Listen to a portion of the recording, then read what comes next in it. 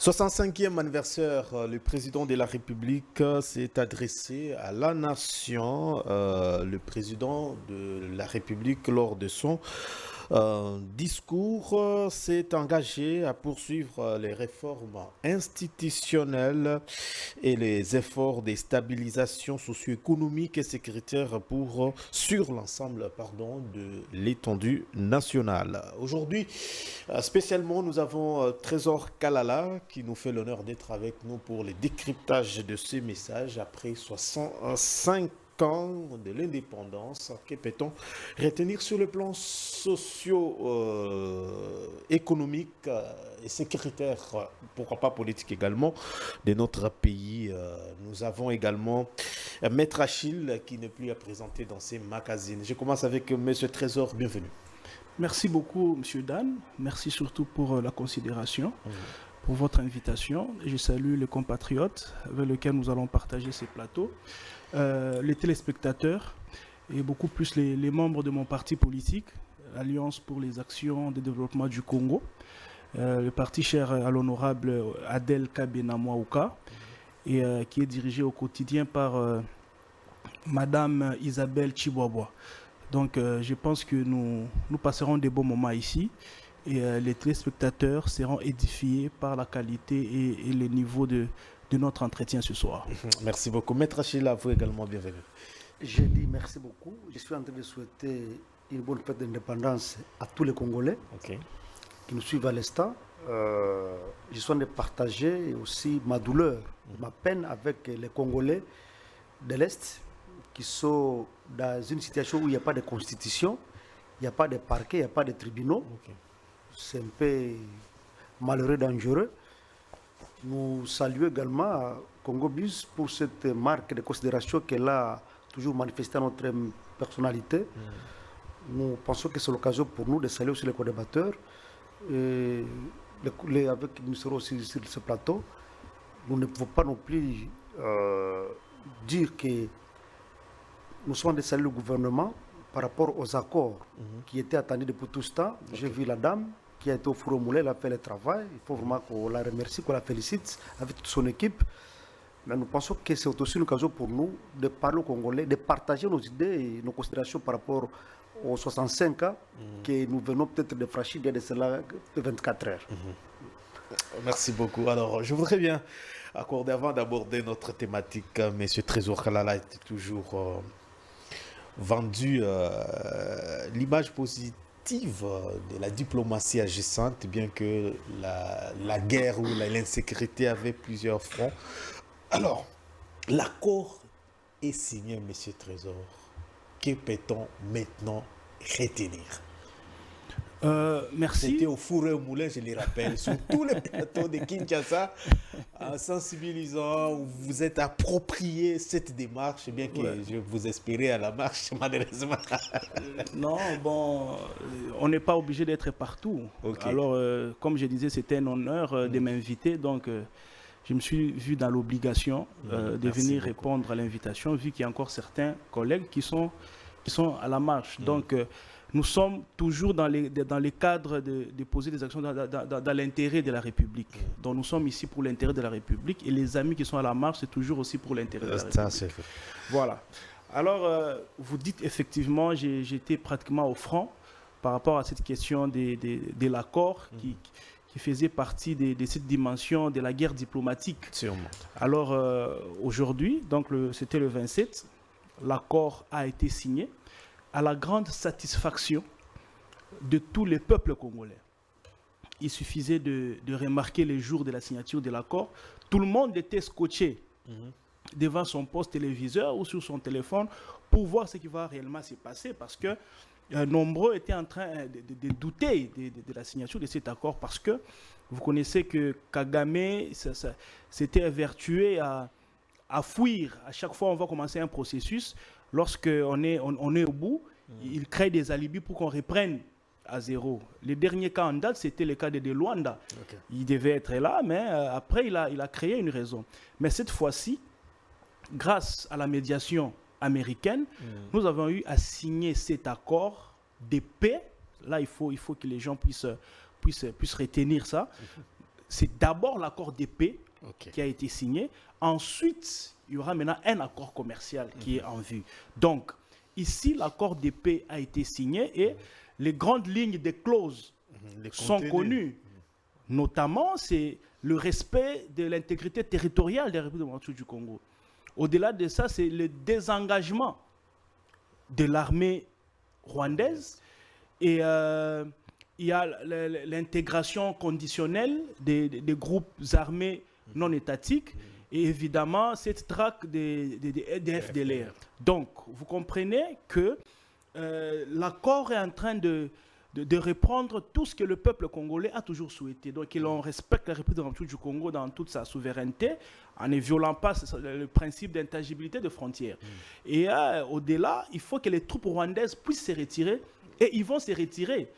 Et de l'autre côté... Vous avez suivi qu'il y a un débat autour de ce que vous venez de dire, les retraits dans l'accord, nulle part n'a été, mais il y a des concepts qui dérangent des engagements. Ce que des engagements veut dire exactement, ces retraits ou il y a un débat autour de tout ça, je ne sais pas pourquoi.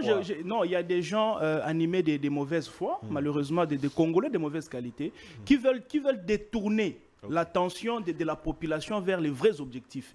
Ici, lorsqu'on parle du désengagement, c'est au Rwanda qu'on s'adresse. Donc, c'est leur armée qui doit se désengager.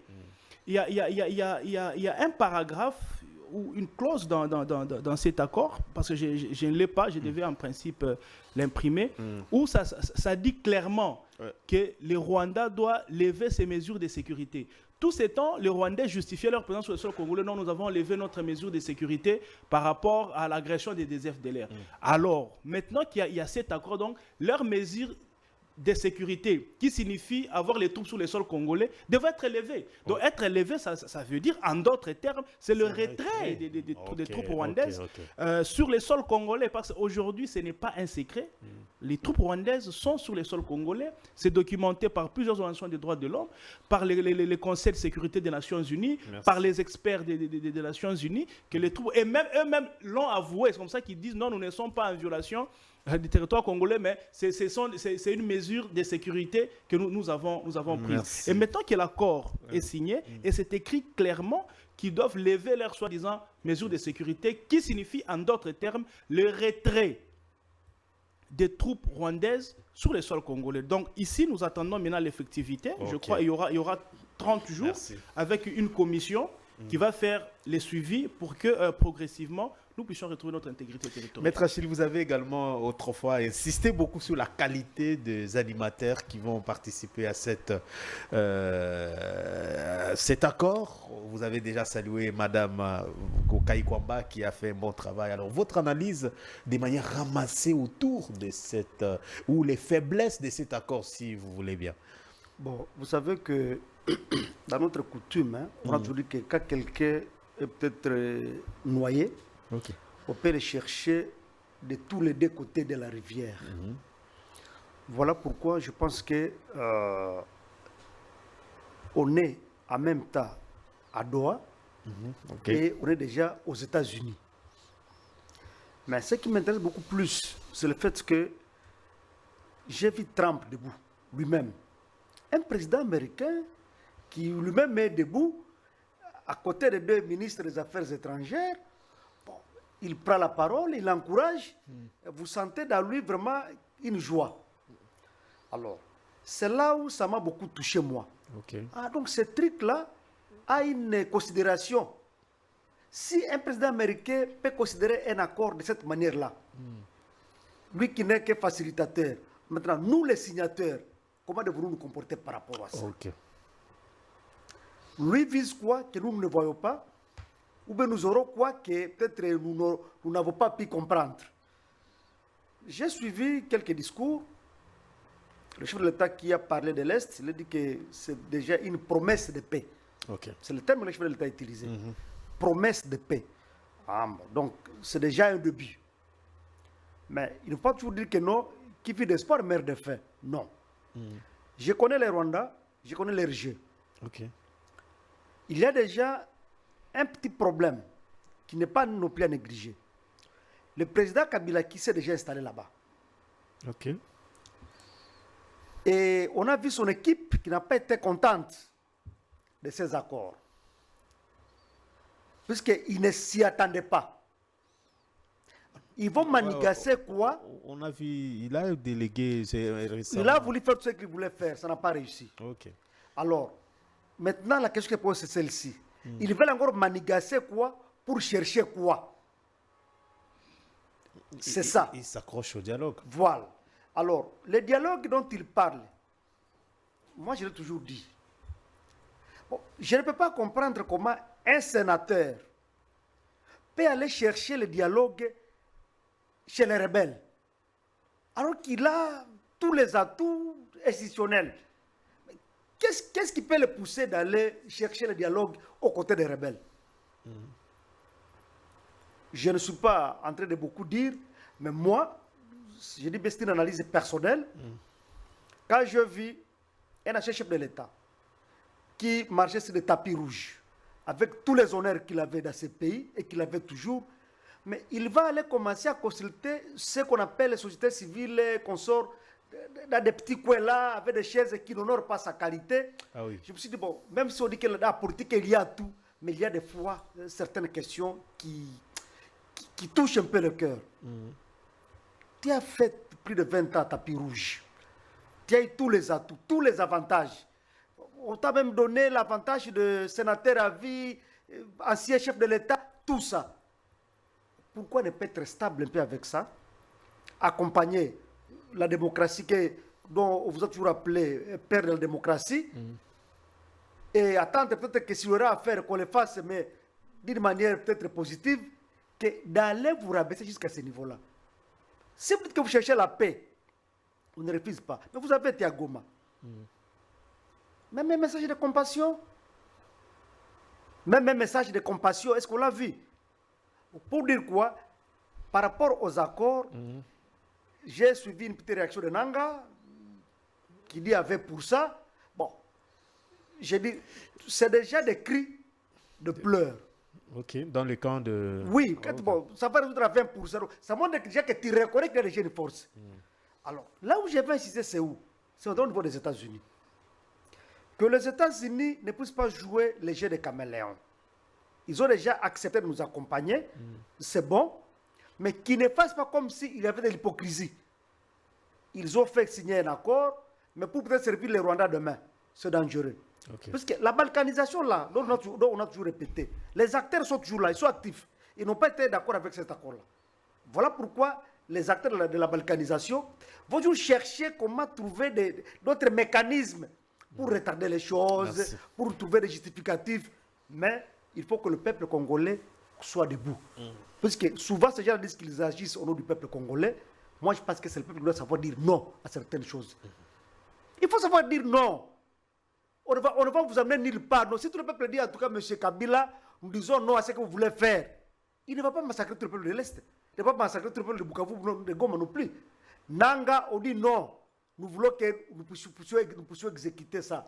Voilà pourquoi, dans ma dernière intervention, j'avais demandé au peuple d'organiser, quand vous voulez retarder cette signature, j'avais fait appel à la population de l'Est d'organiser des marches de soutien avec des banderoles pour exiger la signature de cet accord-là.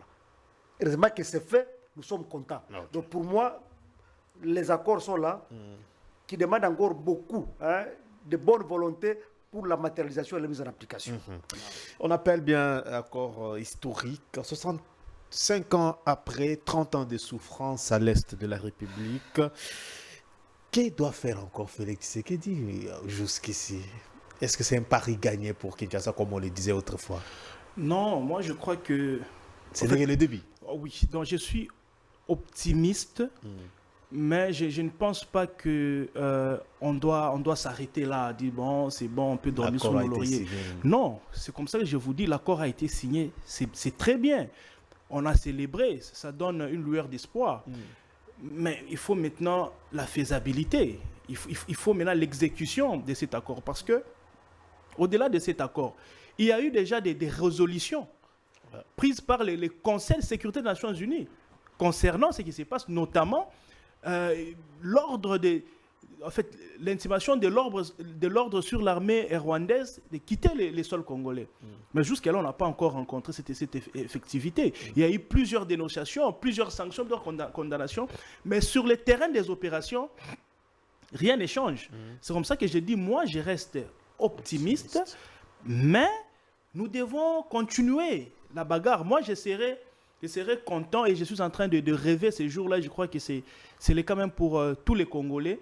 Quand je verrai les troupes rwandaises quitter le sol congolais et les FRDC reprendre les territoires occupés. C'est ça que moi je suis en train d'attendre et ça doit être ça la mission de Tshisekedi. Donc Tshisekedi, avant de quitter le pouvoir, il doit se rassurer.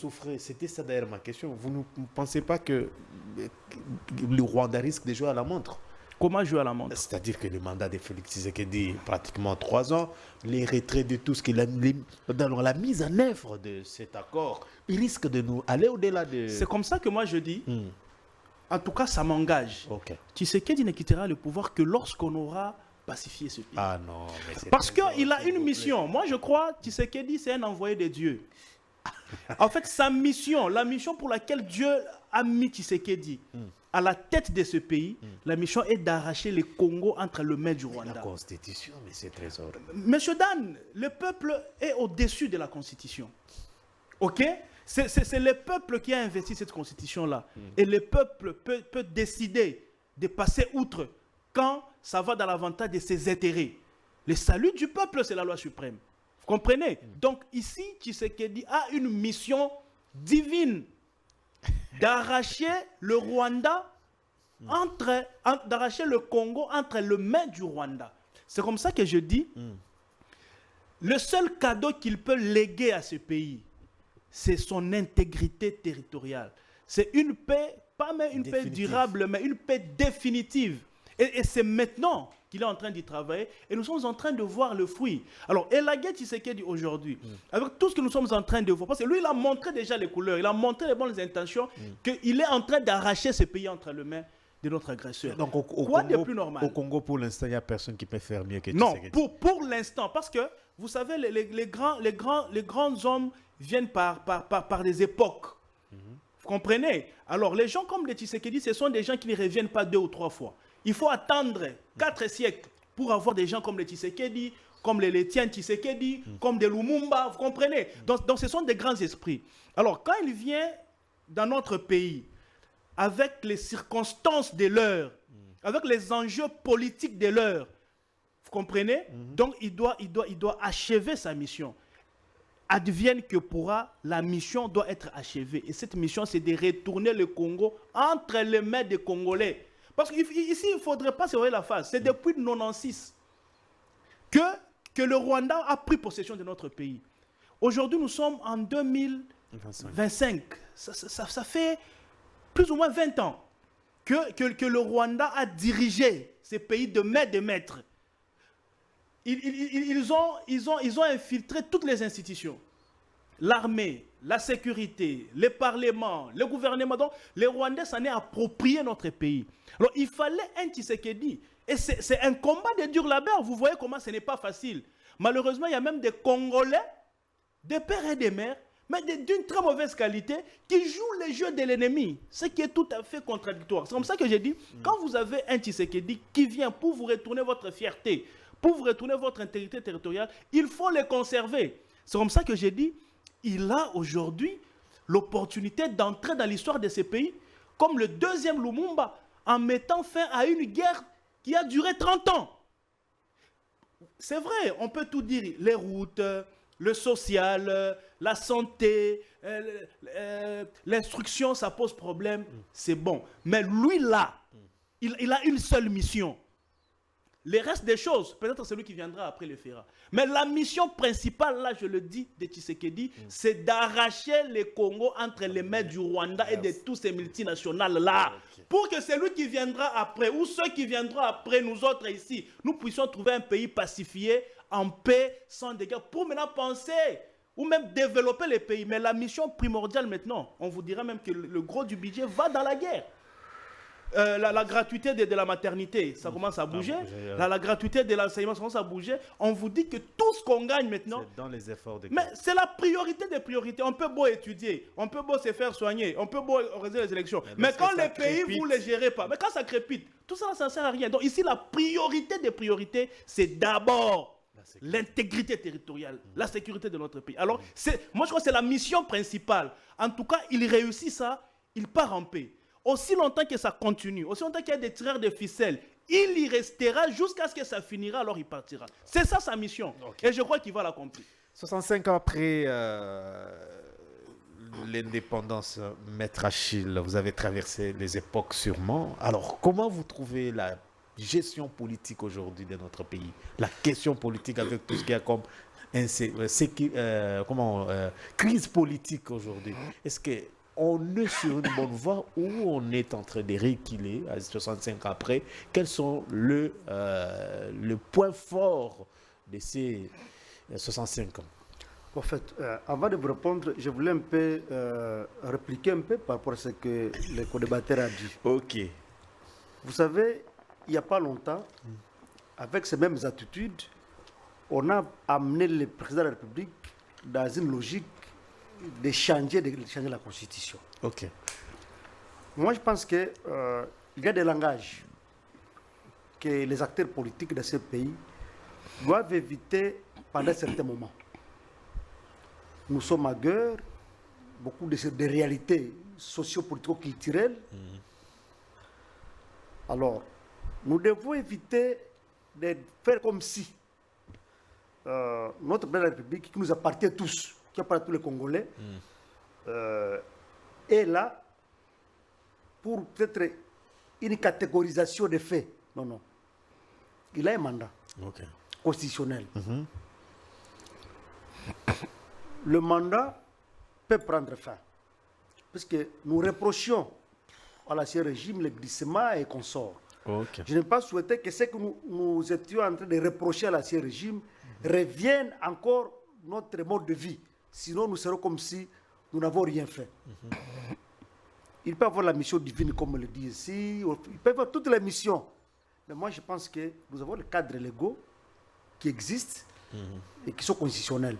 Demeurons d'abord dans ça.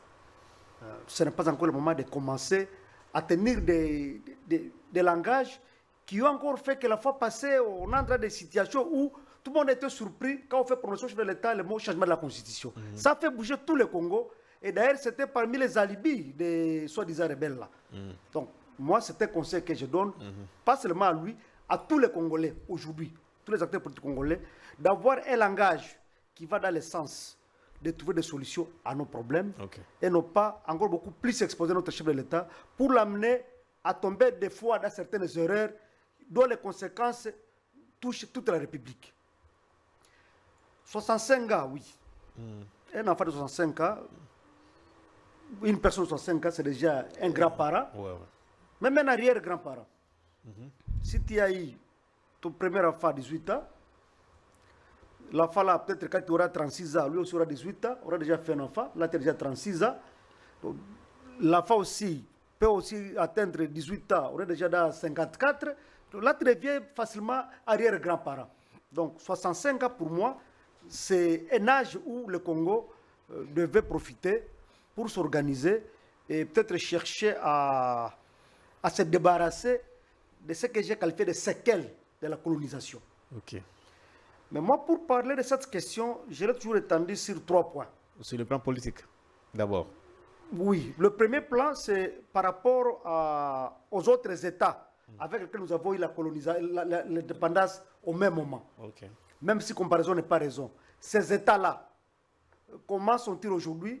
Comment ont-ils évolué?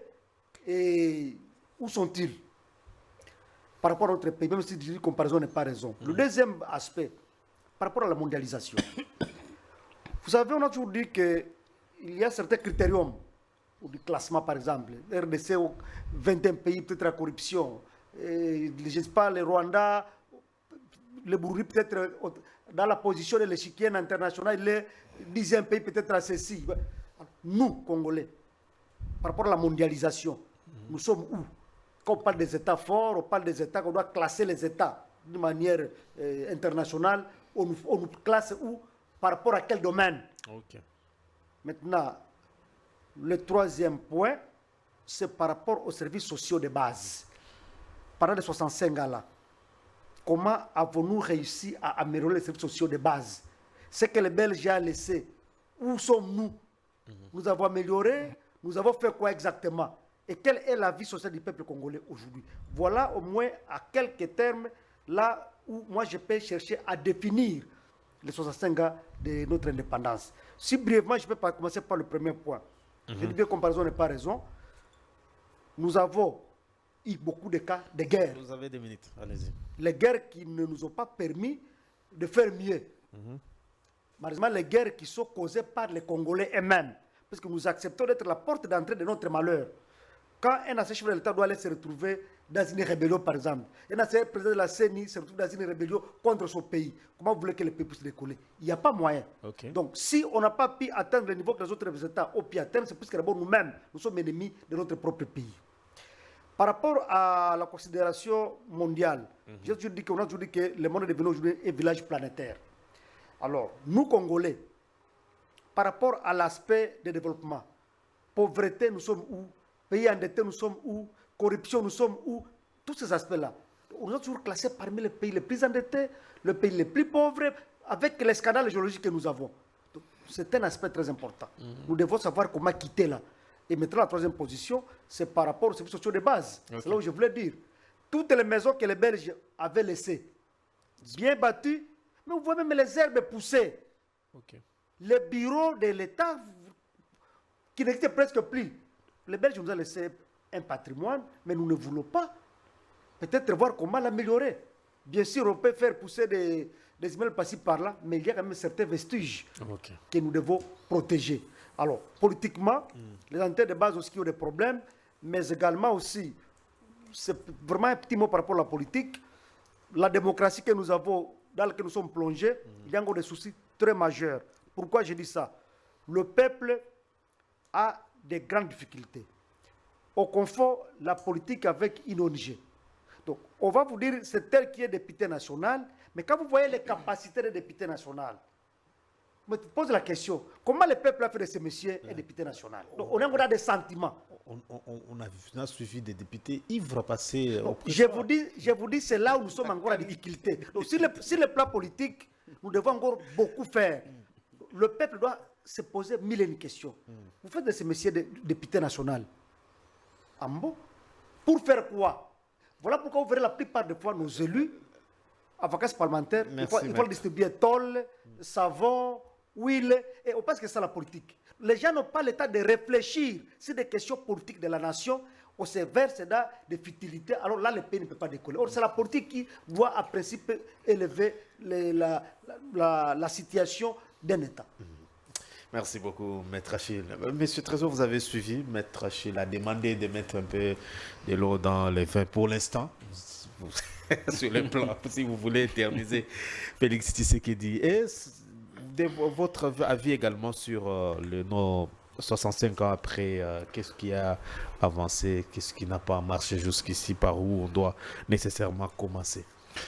Ok, merci beaucoup. Bon, je crois que... Vous avez également 5 minutes. Merci. Je crois que je dois bien me faire comprendre. Je crois que vous aviez ouvert une brèche très importante. Vous avez dit, est-ce que Kagame ne jouera pas avec les temps? C'est la plus grande question. Vous savez pourquoi? Effectivement, il va tenter de jouer avec les temps. Parce que quand vous entendez déjà... Temps, on vole, on pille nos minéraux, oui. Quand vous entendez même leur ministre des Affaires étrangères, il vous dit non, on doit commencer d'abord par neutraliser les FDLR. Après, quand nous allons nous rassurer, c'est maintenant que nous commencerons un retrait, d'élever de nos mesures de sécurité. Vous sentez qu'on veut jouer au dilatoire. Et Kagame sait très bien que la seule personne, pour le moment, pour l'enjeu de l'heure exactement, la seule personne qui le met mal à l'aise, c'est Tshisekedi. Kagame a travaillé avec toute la classe politique actuelle ici. Je dirais 90% des membres dans nos institutions ont travaillé avec Kagame et Kagame les connaît pertinemment bien. Vital Kamerhe, Bahati Lukwebo, Moïse Katumbi, Jean-Pierre Bemba. Donc toute la classe politique, je dirais 90%, Kagame les connaît bien. Et il le sait que pour l'instant, la seule personne qui le met mal à l'aise, qui l'empêche à continuer son plan, c'est Félix Tshisekedi. Et par conséquent, il faut se débarrasser de lui pour qu'on nous retourne encore en arrière. De la plus bonne manière, avec les accords. Avec les accords, il y aura élection. Donc la bête noire de Kagame maintenant, c'est Félix Tshisekedi. Parce qu'il connaît tous ces gens-là, comment ils fonctionnent. Alors, maintenant, qu'est-ce qu'il faut faire? Il faut gagner du temps. C'est là que je retombe maintenant dans ce que mon prédécesseur venait de dire. Non, Tshisekedi est dans un mandat légal. Ouais. Oui, mais qui accorde cette légalité? C'est le peuple. La légitimité, c'est le peuple. Mais quand le peuple voit son intérêt vouloir être dévié, le peuple peut se manifester. Le peuple est au-dessus de la Constitution, est au-dessus de cette légalité-là, parce que c'est lui qui a investi cette légalité-là. C'est comme ça que j'ai dit une fois ici, je crois que je l'ai dit aussi ailleurs. C'est vrai, ce n'est pas décembre 2028, le pouvoir de Tshisekedi légal est en train de finir. Mais je suis en train de voir genre un soulèvement populaire. Oh, soulèvement populaire. Oui. Il y aura des marches dans ces pays. Je pressens ça. Mais il suffirait juste de convoquer le corps électoral. Vous l'avez même dit autrefois que vous pressentez la crise politique. Effectivement, en 2028. C'est pas possible. Pourquoi? Parce que le peuple n'est pas dupe. Le peuple n'est pas aveugle. Mais il voit que Tshisekedi, Azoboto la Rwanda, Congo la Maboka Rwanda. Le peuple est en train de voir. Alors, voir un Tshisekedi partir. Papa, mieux vaut vivre avec un diable que tu connais qu'un ange que tu ne connais pas. Parce que notre classe politique est corrompue. Et Kagame nous connaît très très bien. Donc Tshisekedi partir serait nous retourner. Donc pour l'intérêt du peuple, pour l'intérêt de l'avenir. Non mais les accords, mais il faut qu'il y ait quelqu'un qui fasse le suivi. Il faut qu'il y ait quelqu'un. Il y a eu plusieurs accords. Il y a eu plusieurs résolutions, mais ça n'a rien apporté. Okay. Alors aujourd'hui, Tshisekedi, il est là pour accomplir cette mission dans l'intérêt du peuple. J'ai dit ici, l'égalité ou pas, le salut du peuple, c'est la loi suprême. Donc Tshisekedi, il est là et le peuple veut qu'il soit là. Il veut qu'il soit là pour retourner le Congo entre les mains des Congolais et il partira et il y aura d'autres personnes qui viendront après lui. Donc là, ça doit être retenu pour dire, aussi longtemps que la situation sécuritaire demeurera comme telle, eh bien Tshisekedi ne partira pas, c'est sa mission. Là, il faut qu'on se le dise. Aussi, s'il faut ajouter une petite couche, mais la légalité, oui. Mais comment quelqu'un il est dans son mandat? Il commence son second mandat, il est à sa deuxième année. Vous prenez les armes contre lui. Vous l'empêchez de dire, vous le liez les mains. Et puis vous lui dites, dès qu'il y a l'échéance, toi tu dois partir. Les intentions de s'éterniser au pouvoir. Quelle intention? De s'éterniser au pouvoir. Non, j'ai dit, il a commencé son mandat. Il est encore au début de son mandat, vous prenez les armes. Il est au début de son mandat, vous prenez les armes. Et vous dites, en 2028, tu vas partir. Donc vous m'empêchez de travailler. Et après, vous me dites, à l'échéance prévue, vous devez partir. Non, moi je crois que nous avons perdu assez de temps. 65 ans même. Nous avons perdu assez de temps. Nous pacifions les pays, nous commençons maintenant à développer les pays. Vous comprenez? Et partir maintenant, 2028, ça serait tôt. Oui, il faut consolider cet acquis de la paix. Il faut consolider, c'est rassurer que c'est bon, ok, c'est bon, on part en paix et les autres présidents vont se... mais monsieur Dan, qu'est-ce que j'ai dit de si mal ici? Mais les Congolais sont en train de me suivre, ils savent que Trésor Kalala est en train de dire la vérité. Alors, 65 ans. Mais vous savez, 65 ans, c'est beaucoup. On serait loin. On serait très loin après 65 ans d'indépendance. Nous avons vu même les pays qui ont pris l'indépendance après nous, l'Afrique du Sud et les autres. Ils sont aujourd'hui largement loin. Mais nous, on dirait que nous sommes en train de tourner sur place. Pourquoi? Parce qu'il y a complicité de la communauté internationale. Il y a complicité au sein de notre classe politique. Avec des Congolais de mauvaise qualité qui jouent les jeux de l'ennemi pour être la porte de la déstabilisation. Comment expliquer que nous prenons l'indépendance? Kassavou est là, il fait 4 ans, et après il y a crise politique. Une minute. Vous comprenez? Il y a crise politique. Mobutu prend le pouvoir, il ne veut pas laisser le pouvoir 32 ans durant. Vous voyez au moins ça? Non, Kabila, Mouzé, il dit non, bon, là, je dois te faire partir. Il va prendre les Rwandais. Et là, c'est la porte maintenant de tous les malheurs que nous subissons jusqu'à aujourd'hui. Voilà Donc nous allons de guerre en guerre, de crise en crise. Et la chose Donc, la plus 32 ans, néfaste, oui, après 32 ans, et puis... de crise politique en crise politique. Ok. Et après, il y a un rebelle qui prend un pays étranger pour venir déstabiliser son propre pays. Congolais. Et c'est parti maintenant pour la gloire comme ça. On nous prend maintenant avec la communauté internationale une nationalité étrangère, on nous la place à la tête du pays. On vous prend Kabila, un Rwandais qui vous dirige 18 ans. 18 ans durant. Est-ce que 18 ans, c'est presque une génération perdue comme ça. Et aujourd'hui, on a Tshisekedi qui trouve un pays dans la boue. Il faut sécher la boue, il faut arranger. Pendant qu'il est en train de se battre, il y a d'autres Congolais qui prennent les armes avec la complicité. Alors, donc, les 65 ans, nous les avons passés en train de tourner en rond. Des Congolais de mauvaise qualité. Des Congolais de mauvaise qualité, effectivement.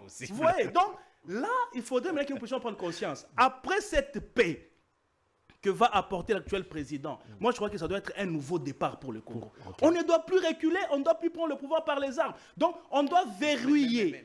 Mais avec quelle qualité des Congolais qu'on va décoller? Mais voilà, cette qualité-là peut être corrigée parce qu'il y a beaucoup d'impunité. Comment expliquer les gens qui prennent les armes? Il y a des gens qui chantent quand même non, les dialogues, ils peuvent s'asseoir autour d'une table, être même récompensés, être médaillés, leur donner de postes et consorts parce qu'ils ont tué des Congolais. Nous ne devons plus revenir dans ça, c'est que quelqu'un qui ose faire ça, il faut les fusiller en public. Il faut les fusiller. Il faut les juger, les condamner et l'exécuter en public. Ça donnera un exemple. Prochainement, un autre Congolais ne viendra pas jouer à ces jeux très, très dangereux. Donc, il faut punir. Merci. Parce que c'est l'impunité. Vous voyez, à chaque fois, il y a le dialogue. Tu vois, AFDL, on vous donne les postes. À l'accord signé, est-ce que cet accord n'a pas un caractère d'impunité parce qu'on nulle part on parle de la justice Si, la justice transitionnelle, c'est le droit international. Donc là, nous signons un accord de paix. Mais après, il y aura des procédures judiciaires. Le président l'a dit dans son discours. On va engager des procédures. Les victimes doivent être... Même Kaikwamba l'a dit. Aux États-Unis, c'était en présence de Trump et de l'autre. Il dit, on n'a pas oublié. Voilà. C'est qu'il y aura la justice traditionnelle. Il y aura la justice. Là, il y aura la justice, ne vous en faites pas. Et c'est là que je dis, surtout pour les fils du pays. Merci. Ils doivent être punis sévèrement pour que prochainement, les gens ne puissent pas se réveiller un matin et prendre les armes pour aller tuer des innocents. C'était ça avec l'AFDEL. On a récompensé les gens. RCD, ils ont pris les armes, on les appelle dans un dialogue. On récompense les gens. CNDP, vous prenez les armes et vous tuez les gens. On vous appelle, on vous récompense. Maintenant, là, c'est maintenant M23, AFC, ils doivent aussi être récompensés. Demain, ça sera M50, M60, qui doivent aussi prendre les armes. Là, ce sera maintenant toi et moi qui iront aussi prendre les armes pour qu'on revienne ici, ministre, DG ou quoi. Non, ça doit s'arrêter. C'est ça l'impunité qui consacre l'impunité. Donc, ici, il faut punir les gens pour que les gens ne puissent pas faire ça. Mais en attendant, nous devons consolider cette paix-là que nous devons avoir. Beaucoup. Parce que demain, ça ne sera plus 65 ans.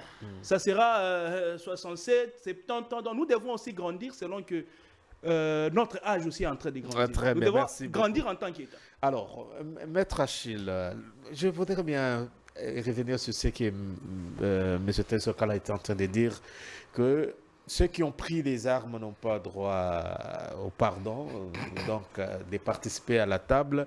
Mais vous ne trouvez pas que c'est ça la philosophie ou la démarche de Doha, de mettre les Congolais ensemble, un dialogue national? Moi, je pense que les politiciens congolais doivent se poser certaines questions. Okay. Quel est le modèle politique que nous allons léguer aux générations futures? C'est la grande question. Donc, moi, je dois tuer les innocents. Après avoir tué, je demande l'amnistie et le partage de pouvoir. Non. Voilà pourquoi moi je pense que c'est le peuple qui doit savoir dire non à ces gens. Okay. C'est nous, les patrons. Quand nous laissons ces gens nous dominer, c'est de notre propre faute. Mais vous êtes contre les dialogues? Moi, j'avais dit un jour ici que les dialogues, c'est un mode de vie quotidien. On ne doit pas se cacher derrière le dialogue quand vous avez commis des... Non, pour justifier. Non, ce n'est pas ça. Non. Tu as tué les gens. Qu'est-ce que dit la loi? La loi dit qu'on a tué, il faut dialoguer. Ça a été, c'est pas la première fois. Non. Alors, on a déjà fait de ça un modèle de vie politique dans notre pays. Et voilà pourquoi notre pays n'ira nulle part. Quelqu'un qui a dirigé la RDC pendant 20 ans, il doit participer à un mouvement sectionnel, dialoguons. Quelqu'un qui était président de la CNI, il va faire tuer les civils, dialoguons. Quelqu'un qui était ministre, puisqu'il n'a pas été reconnu dans un gouvernement, il est dans un rythme dialoguant. Quelqu'un qui était général d'une armée, puisque peut-être n'a pas été promis au grade auquel il s'attendait, il va tuer. Non. Et tout ça, ça retarde la République. Voilà pourquoi je pense que nous devons être des responsables. Ce n'est pas normal que nous puissions nous cacher derrière ce qu'on appelle des dialogues, puisque depuis que ça a été à San City, où tout le monde rebelle et contre les gens se sont mis, celui qui n'avait jamais rêvé de devenir ministre l'est devenu, celui qui n'avait jamais rêvé de devenir général l'est devenu. Les gens ont pensé que ce sera ça, le mode de vie quotidien. Non. Une petite question. Vous ne sentez pas que si on part ou on adopte cette démarche, on risque de freiner dehors? Alors, sur le terrain, qu'est-ce qui va se passer? Bon, moi, je pense qu'il y a ceci. Qui a envoyé Nanga Goma? Il faut nous poser certaines questions. Okay. Qui a envoyé Nanga Goma? Est-ce que c'est le peuple congolais? Tu as déjà vu le peuple congolais faire une marche pour dire non, nous voulons que Nanga aille à Goma. Mais il est parti là-bas de ses propres faits. C'est ça. Il faut interroger le peuple pour pardonner ou bien accepter que les dialogues, que l'opposition armée puisse participer au dialogue. Le peuple congolais a déjà été victime de sa naïveté et de sa pauvreté. Okay. Donc le peuple congolais est victime de deux choses, la naïveté et la pauvreté. Quand on est pauvre, un Chinois peut vous exploiter du matin au soir pour vous donner 5 000 francs, vous n'avez rien à dire. Quand on est naïf, vous allez voter pour quelqu'un, vous venez, donc on sait que vous, vos droits se limitent à un pain. Vos droits se limitent à 1 000 francs, puisque vous avez 1000 francs, vous allez marcher. Donc, le peuple pense que c'est ça la vie. Okay. Donc nous allons avoir 5 000 francs, nous allons marcher, c'est ça. Ça, c'est la naïveté. Nous devons aider le peuple à quitter cette ignorance-là. Savoir dire non à certaines choses. Et si aussi longtemps que le peuple ne saura pas dire non à certaines choses, rien ne tiendra. Aujourd'hui, vous pouvez voir Nanga à Goma, comme je l'ai la fois passée. Mais Nanga est en train de mettre Goma en difficulté. Parce que les armes là, pourquoi on est en train de parler de dialogue? Les armes là qu'ils ont utilisées, ça appartient à quelqu'un. Il y a quelqu'un qui leur a donné les armes. Mais il attend l'argent. Comment on va payer ça? Pour payer ça, il faut que nous puissions nous retourner le gouvernement, comme ça, ce sera comme dette publique. C'était le cas avec San City. Toutes les dettes là que toutes les rébellions avaient contractées, par-ci, par-là, étaient entrées comme dette publique. Et tout ce genre, c'était fait payer par le trésor public. Quand est-ce que nous allons construire nos routes? Quand est-ce que nous allons construire nos hôpitaux? C'est ça le problème. Les gens ont maintenant peur, parce qu'ils ont maintenant compris que, maintenant, les armes que nous avons utilisées, il y a les gens qui nous ont donné, les multinationales qui nous ont donné l'argent pour peut-être financer la guerre, nourrir les militaires. La guerre, ce n'est pas facile. Hein. La guerre, il faut demander... je rappelle, vous êtes ancien maire de Bénin. Voilà. Il faut demander aux... Vous maîtrisez bien cette... Il faut demander aux gens qui font la guerre aujourd'hui, comment ça coûte. Ok. Armer les gens, les nourrir et tout ça, encadrer ces militaires-là, ça coûte combien? Est-ce que Nanga a cet argent à la CENI pour aller faire ça? Voilà pourquoi je dis que c'est le peuple congolais qui est toujours victime de toutes ces situations. Okay. On profite toujours de notre naïveté, notre ignorance. Nous devons quitter ça. On doit savoir dire non à certaines choses. Si on va nous exterminer, mais au moins, on saura déjà dire quelque chose. Lumumba est mort. Mais il a réussi à laisser l'indépendance. Il a dit, si vous allez me tuer, tuez-moi, mais l'important est que ces pays soient indépendants. Et le peuple congolais doit s'habiller ça.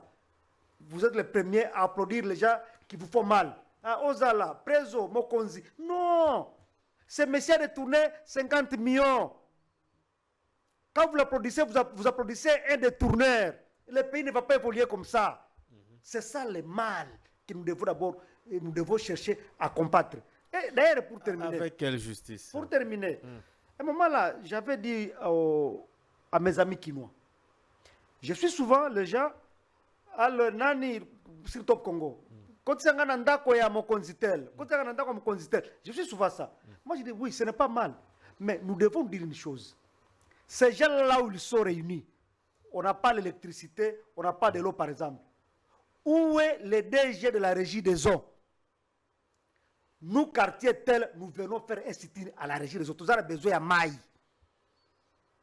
nous, quartier, nous allons faire les sit-ins à l'ESNEL. On a besoin, il y a courant. On va faire ça. Ok. Nous ne nous limitons pas seulement au petit message. Non. Allons voir ces autorités. Nous créons même une délégation. Commençons par la commune, mettons une pression. Nous avons tout un palais du peuple là-bas pour toutes ces démarches. Moi, je pense que si j'ai dit quelque chose, c'est qu'il y a une naïveté, c'est ça. Ah, ok. Parce que, vous savez, la représentation nationale, on ne la sait pas. Merci beaucoup. Si les députés se faisaient sentir, le peuple n'allait même pas souffrir. Le peuple est comme s'il n'a jamais voté des élus. Alors que les élus sont là. Un élu, c'est quoi? Vacances parlementaires, on a quoi? On a payé 1000 francs, on va mettre dans beaucoup. Et les gens se limitent à ça. Les élus de Kinshasa ne savent même pas faire pression sur la régie des eaux SNEL pour que les Kinois aient l'eau et l'électricité. Vous allez arriver là-bas, les DG, bon, les députés, ils basent combien basent autant. Ok. La semaine prochaine. Là, on va peut-être donner des petites allocs. Je dis peut-être. Les députés vont rentrer, ils vont venir demain. Ils ont déjà été corrompus moralement et rien ne tiendra. Merci beaucoup. Voilà pourquoi mon appel est simple. Celui qui va changer ce Congo, ce ne sont pas les politiciens, c'est nous le peuple. Dans la démocratie, la Constitution donne certaines prérogatives dont nous devons user pour réclamer et revendiquer nos droits. Et ne pas casser, brûler, tuer. Non. Il y a des marches pacifiques, il y a des voies pacifiques qui sont légalement connues, qu'on doit mettre en mouvement pour qu'on puisse y aboutir. Malheureusement, ceux qui devaient faire ça, que j'appelle souvent société civile, les Lucha et consorts là, ces gens-là, malheureusement, sont aussi inféodés en politique. Quelqu'un fait le Lucha aujourd'hui pour devenir candidat demain.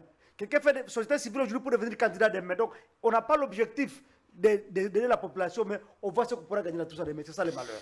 Quelle histoire allons-nous raconter à la génération future? Monsieur Trésor Kalala, bientôt centenaire, dans 35 ans. Quelle est l'histoire que vous voulez aujourd'hui écrire en tant que jeune? Nous avons l'honneur de se retrouver dans cette génération. Qu'est-ce que vous allez léguer ou raconter? Quel est le rôle que Trésor Kalala va jouer dans ces 35 ans pour les prochains centenaires? C'est une question très, très difficile. D'abord, ce que nous allons raconter à la génération future, c'est la vérité. Nous allons leur raconter ce que nous avons vécu. Nos erreurs. Effectivement, ce que nous avions vécu dans ces pays depuis l'indépendance à ces jours. Mais vous ne sentez pas, c'est ce qui se passe à chaque fois qu'on nous raconte. Alors, rien ne change. Oui, parce qu'il faut avoir une belle image du passé pour mieux corriger le futur. Ce que nous dirons aux générations futures, c'est que pour accéder au pouvoir, on ne prend pas les armes. On ne tue pas son compatriote. Il faut aller par des voies légales pour atteindre le pouvoir. Alors, vous dites 35 ans pour atteindre les cinquantenaires. Les centenaires, qu'est-ce que nous allons faire? En fait, moi, j'estime que j'ai une longue carrière politique. Ce que je dois faire, c'est de ne pas faire ce que ceux qui nous ont précédés ont fait. Donc ici, il faut Hier, avoir... on parlait de Lumumba, est-ce que demain, on parlera également de... Effectivement, pourquoi pas? Parce que nous sommes en train de nous battre pour accéder dans les systèmes. Tu sais, on peut bien discuter sur les plateaux de télé, on peut bien faire des débats à la cité, on peut avoir des idées, mais aussi longtemps qu'on n'a pas accès à la gestion, aussi longtemps qu'on n'avait pas accès à la gestion, c'est tout un problème. Tous les acteurs politiques le combat ici ont toujours le même souhait. Le combat ici, c'est d'entrer dans les systèmes. Il faut participer à la gestion. Le problème, c'est quoi? Admettons qu'on me donne la commune de Limité chez moi. On me dit, tu es bourgmestre. C'est un exemple. Bourgmestre de Limité. Moi, je me suis toujours dit, M. Dan, il y a certaines choses, tu vois qu'il y a certaines autorités qui font des choses expressément. Il y a une vraie manque de volonté, manque d'amour de ces pays. Le président l'avait dit, dès que vous accédez, tout ce que vous voyez de loin devient... Parfois, ce pays ne demande même pas des compétences à l'extrême. La connaissance de choses à l'extrême. Non, ça demande juste la volonté. Ça demande juste la volonté et vous pouvez changer les choses. Parce qu'il y a des choses dont ce n'est pas normal. Quand vous allez ailleurs, vous vous rencontrez avec nos politiciens. Je donne un exemple de l'aéroport. Vous êtes en Afrique du Sud, vous faites la queue pour aller dans l'avion. Tout le monde, de manière confondue. Sans exception. vous faites la queue, vous entrez. Et quand tu es dans l'avion, le numéro du billet, c'est le numéro de ta chaise. Tu respectes. Vous atterrissez. Mais une fois en Djili, les mêmes personnes qui ont respecté l'ordre en Afrique du Sud, ils sont les premières à créer du désordre. C'est chez nous. Voilà. Ils passent, ils ne respectent pas les fils de la DGM. Lui, on vient, on le prend, et puis ces gars, donc lui, il doit passer. Mais comment expliquer la même personne ici se comporte de telle manière? Ailleurs, c'est comme ça que je comprends que c'est un problème de volonté. Ok. Respecter l'ordre, ça ne demande pas un gros diplôme. C'est juste question de volonté. Et j'ai constaté que dans les chefs de nos dirigeants, la majorité n'ont pas la volonté de changer les choses. Comment expliquer? Je prends une ville comme Kinshasa. Le président de la République vit à Kinshasa. Le premier ministre est à Kinshasa. Kinshasa a le gouverneur, Kinshasa a tous les ministres sectoriels nationaux sont à Kinshasa. Mais Kinshasa, c'est la ville la plus désordonnée du Congo. L'absence de l'État. Alors que c'est là que siègent les institutions. C'est à Kinshasa qu'il y a les embouteillages. C'est à Kinshasa où c'est très sale. C'est à Kinshasa où il y a du désordre, l'impunité. C'est dans les sièges des institutions. Pendant que c'est là... Comment expliquer que Lubumbashi peut être ordonné? Franchement. Goma ordonné, loin des institutions. Là où il y a l'autorité de l'État. Il y a du désordre. Donc, vous comprenez que c'est un problème de volonté et non de compétences. Non, c'est d'abord la volonté. Il suffit... Je donne encore un exemple. Les exemples sont légion. Comme ça, j'ai dit, moi, quand j'accède à la gestion, en tout cas, je crois que j'aurai la volonté de changer les choses. Il y a eu des problèmes avec Ngobila. Lors de la législature passée, il y avait des problèmes à l'Assemblée nationale. Il était suspendu, je crois, 1 mois ou 2 semaines. On a donné à Jekoko la ville ici pour faire l'intérim. Une semaine avait suffi pour qu'il transforme Willery et rond-point Gambela. Je dis bien une semaine. C'était un dépotoir des immondices. Les immondices sont partis, on a mis la lumière, on a mis des bancs, on a mis la pelouse. Les gens commencent à célébrer même des mariages là-bas. Rond-point Gambela. Je dis bien une semaine avait suffi. Une semaine. Donc vous comprenez que ce n'est pas un problème de moyens, beaucoup de moyens. Daniel Mbumba arrive, je pose la question, pourquoi on n'a pas entretenu ça? Il faut d'abord enlever l'image des Jekoko. On va ranger après. Non mais imaginez. Donc j'ai dit ce pays, c'est un problème. Comment un gouverneur peut venir une semaine, il vous transforme, 4 jours avaient suffi pour... Donc, une semaine, c'était déjà bon. Donc, vous comprenez que c'était la volonté. Lui, il a trouvé l'argent où? Il a managé. Il a mené un lobbying. Mais au moins, nous avons vu les résultats. Voilà. Donc, moi, je dis une fois aux affaires, ce qu'on doit attendre de moi, c'est la volonté de mieux faire. Et je crois que nous allons y arriver. L'émission est enregistrée, mais c'est très effectivement. Qu'on nous mette à l'épreuve pour finir peut-être définitivement. Et la seule chose que moi je contre le président de la République, c'est qu'il n'a pas su renouveler la classe politique. Le président de la République n'a pas su renouveler la classe politique. L'expérience, les temps, on a besoin de bosseurs. Écoutez, M. Dalle, mais ces expérimentés-là, ils nous ont apporté quoi dans ces pays? Admettons qu'aujourd'hui, tous ces gens-là montent dans un avion et puis il y a un crash, ils meurent. Les pays s'arrêtent. Non, donc les pays s'arrêtent. Donc, quand les gens se fient, non, expérience, ancienneté, non, c'est parce que les expérimentés, les anciens, ils nous ont mis dans la merde aujourd'hui. Regardez comment les pays est. C'est à cause de ces vieux loups. De ces soi-disant compétents expérimentés. Moi, j'ai toujours demandé à Tshisekedi de nous donner de la chance. Nous vivons dans cette population. Nous connaissons. Nous vivons le Congo dans notre chair et dans notre sang. Qu'on nous donne juste cette chance. Merci. Et on va démontrer de quoi nous sommes capables pour changer ce pays. Et c'est possible. Et nous allons y arriver. On revient pour chuter. Maître Achelavou également, dans 35 ans, nous aurons notre centenaire. Quelle est l'histoire que vous allez nous raconter en tant que leader, en tant que le vieux Le Congo a des paradoxes. Ok. Vous savez que nous avons déjà une mauvaise habitude. Vous êtes d'accord avec moi qu'il y a certains dirigeants qui sont plus riches que le Congo. Donc les individus sont plus riches que l'État congolais. C'est possible vraiment. C'est là où il y a le problème.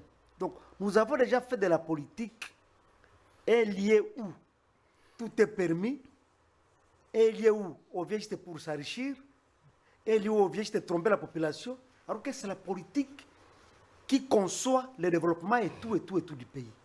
Donc, pour dire quoi? 35 ans, peut-être nous ne serons plus là, mais ce qui est important, c'est que nous devons nous poser certaines questions. Il venait de le dire. Je suis bourgmestre. Je suis appelé à faire quoi? Aujourd'hui, je suis de suivre quelque part. Les bourgmestres réclament maintenant leur salaire. Parce qu'ils ont appris qu'il y aurait élection des bourgmestres. Quand on ne parlait pas d'élection des bourgmestres, personne n'a réclamé. Personne n'a réclamé les salaires et les frais de fonctionnement. Mais comme ils viennent d'apprendre que non, on va organiser les élections, qu'on nous paye. Tu vois un peu le peuple congolais. Nos dirigeants, je ne sais pas s'il faut les recycler. Je ne sais pas vraiment. Moi, je n'ai jamais compris. Ils viennent de dire quelque chose d'important ici. Vous voyagez, vous rentrez, vous trouvez le contraire. Mais je vais ajouter quelque chose. Tous nos ministres, nos députés, ils voyagent, non? Ouais. Mais ils voient comment sont les aéroports d'ailleurs. Ils voient comment ça se fait ailleurs. Mais pourquoi ne pas amener ça chez nous? Question de volonté. Ça, j'ai vu à Dubaï. Ça, vraiment, c'est une bonne chose. Je dois amener ça à Kinshasa. Je dois amener ça au Congo. Ah, ça, j'ai vu à Nairobi. Ça doit être aussi à Kinshasa. Ça doit être aussi au Congo. Ça, j'ai vu en Afrique du Sud. Pas seulement venir avec les vestes et les souliers, non. Nous devons aussi quand même amener certains modèles de vie que nous devons adapter chez nous. Ce n'est pas dire que nous allons tout amener de l'Afrique du Sud et de l'Europe ici, mais nous devons voir qu'est-ce qui manque chez nous pour que nous soyons comme les autres. Voilà pourquoi j'ai parlé de la mondialisation. Nous sommes le 40e pays au monde par rapport à quoi? C'est ça. Mais quand vous voyagez, vous avez vu ce qui se passe ailleurs. Il ne faut pas seulement dire j'ai acheté mon parfum, j'ai acheté une bonne veste. Non, non. Je suis ministre, j'ai vu comment fonctionnent les amis de l'autre côté et j'amène ça chez nous. Beaucoup d'entre eux préfèrent d'aller vivre dans ces pays qu'ici. Ici, c'est une carrière où ils viennent travailler. Et puis après... Bon, malheureusement, ils se trompent. Parce que la finale, c'est toujours au Congo, malheureusement. Franchement. Quand vous mourrez là-bas, c'est ce que je me dis. Chez vous, il n'y a mieux que chez soi. Vous voyez, moi je pense que nous devons dire une chose. Personne ne pouvait croire. La dame Bobi Ladawa. Quand elle doit dire que Bolobi na zonga na Congo. C'est qu'on a govanda wapi. Ces mots-là ne peuvent pas interpeller les dirigeants congolais. Ça, c'est la femme de Mobutu. Nous avons géré pendant 32 ans, nous avions tout ce que nous voulions. Mais aujourd'hui, je manque où aller au Congo. Loin de la Mobutu lui-même. Pourquoi ne pas tirer les sons, même si on ne même pas parler de mort? Il a été roi d'Isaïr. 32 ans. Aujourd'hui, son corps n'est même pas dans son royaume. Pourquoi tout ça ne peut pas nous interpeller? On dirait que nous n'avons plus de conscience. Et ce qui me fait mal, c'est quoi? Dans ces pays, c'est devenu une maladie, dans l'opinion. Si je suis pro-Kisekedi ou bien pro-Kabila, par exemple, si quelqu'un fait une analyse, même si elle est objective, si elle ne touche pas directement, ou bien ce ne veut pas des éloges à tel ou tel autre cas, de les permettre de critiquer. Donc dans ces pays, on n'a plus le droit de réfléchir et de donner une réflexion objective. Donc il faut toujours que vous veniez à la télé pour commencer à adorer les gens. C'est quoi? C'est quoi? Le prince c'est qu'il a besoin de travailler. La loi lui donne les prérogatives du travail. Ce n'est pas moi à la télévision à chanter les noms de ce qui est du matin, midi au soir qui va faire travailler. Non, non. Qui sait d'autres travail selon les textes légaux qui lui confèrent le pouvoir. Il a juré, il a prêté serment. Que ce soit les ministres, tout le monde là. N'attendez pas qu'on vous chante dans des radios, dans des télévisions, dans des chansons, des musiciens pour que vous puissiez travailler. Non, c'est un simple travail. Le travail, c'est d'abord la conscience. Merci. Le respect des textes légaux et réglementaires. Donc, les 65 ans les 35 ans qui nous attendent pour avoir un siècle d'autonomie, d'indépendance, nous devons nous dire des choses. Qu'est-ce que nous n'avons pas pu faire pendant 65 ans et comment nous devons le faire maintenant aujourd'hui mieux? Évitons de nous attaquer aux conséquences. Sachons nous attaquer aux causes. Parce que le problème que nous avons dans ce pays, c'est juste s'attaquer aux conséquences. Comme un exemple simple. Prenons le cas du ministre Moutama, par exemple. Chuter, maître. Oui, c'est quoi chuter? Il a fait perdre à beaucoup de gens leur pédale. Comment ça? Non. Avec la manière dont, même s'il est tombé dans les erreurs, mais on sentait dans lui quand même une façon d'amener les choses à bien être debout. Même si l'homme n'a jamais été parfait. Pour régler les comptes là, vous avez vu comment ça a été. Vous vous attaquez seulement aux conséquences. Mais les causes sont là. Nos attitudes. Moutamba peut partir. C'est une conséquence. Il peut partir. Les causes de l'injustice sont où? Donc, les Congolais doivent savoir s'attaquer beaucoup plus aux causes et aux conséquences. Tu peux avoir la fièvre. Je vais te donner un peu de paracétamol, la fièvre va baisser. Mais si je n'ai pas attaqué le paludisme là, demain la fièvre sera encore là. Donc, sachons nous attaquer aux causes, aux conséquences. Parce que les conséquences sont juste éphémères, sont juste Merci beaucoup, maître. l'icolo, mais à profondeur là. Sont visibles les conséquences, mais les causes sont là. C'était ça ma conclusion. Et je pense que les Congolais apprendront bonne note. 2 minutes, on termine. Il nous reste pratiquement rien. Alors, Monsieur Trésor, 65 ans, les problèmes, c'est l'homme congolais ou les textes, parce que Maître est en train d'évoquer ici qu'il faut nous poser des questions. On doit faire l'état général de la République, on doit faire exactement quoi pour que... Il y a déjà 65 et nous reste 35 ans pour parler des centenaires. Nos vieux ne seront plus là. Pour parler des renouvellements de la classe politique, on ne sait pas ce qu'on doit réellement faire pour apporter un plus dans cette génération. Effectivement, il faut détruire le système. Il y a un système, en fait, c'est ce qu'il vient de dire. Donc, les gens sont dans les systèmes. En fait, il y a un système et tous ceux-là qui viennent s'adaptent à ce système. Okay. Donc, il faut briser les systèmes. Avec une génération, avec une nouvelle génération, il faut tout raser. Il faut tout raser, repartir à zéro, avec une nouvelle expertise, avec une nouvelle énergie. Je n'ai pas entendu, c'est ce que le président est en train de faire dans l'armée. Voilà. Recommencer... Donc il faut rajeunir, Voilà. il faut rajeunir, il faut renouveler. Sinon, il n'y aura rien. Même dans 35 ans, il n'y aura rien. Comment expliquer que aujourd'hui c'est 65 ans d'indépendance, mais est-ce que nous sommes réellement indépendants? En tout cas, je ne pense pas. Peut-être nous sommes indépendants de façade, verbalement, mais dans le fait, nous ne sommes pas indépendants. Comment vous avez... Mais je vous dis, 65 ans d'indépendance... Effectivement, 65 ans d'indépendance, vous êtes à Sun City. 65 ans d'indépendance, vous êtes à Lusaka. Après, vous êtes à Nairobi. 65 ans d'indépendance, vous êtes à Doha. 65 ans d'indépendance, vous êtes à Washington. 65 ans d'indépendance, vous êtes à Luanda. Franchement. Alors, est-ce que nous sommes réellement indépendants? Si tu es indépendant, tu es autonome. Tu résous tes problèmes. Tu sais résoudre tes problèmes avec beaucoup de responsabilités, beaucoup de maturité, de sérieux possible. Mais quand, durant 65 ans, on te balade à Sun City, on t'amène à Arusha, on t'amène à Lusaka, on t'amène à Doha, maintenant nous sommes à Washington, mais nous sommes encore à Nairobi. Vous êtes en train de balader. Demain, ça sera France. Voilà, mais c'est ça. Mais déjà, Macron disait non, j'aurai un rôle à jouer dans cet accord des États-Unis. La France doit avoir un rôle à jouer. Les Arabes aussi auront un rôle à jouer. Voilà. Les Rwandais, ils ont un rôle à jouer. Les Ougandais, ils ont le rôle à jouer. Mais finalement, sommes-nous réellement indépendants? Moi, je dis, nous sommes indépendants de la bouche. J'ai vu les gens hier s'enivrer jusqu'au petit matin. Non, vive l'indépendance. C'est quoi l'indépendance? Avec une monnaie qui ne sait pas faire face à d'autres monnaies. Jusqu'à là, nous sommes en train de consommer les dollars.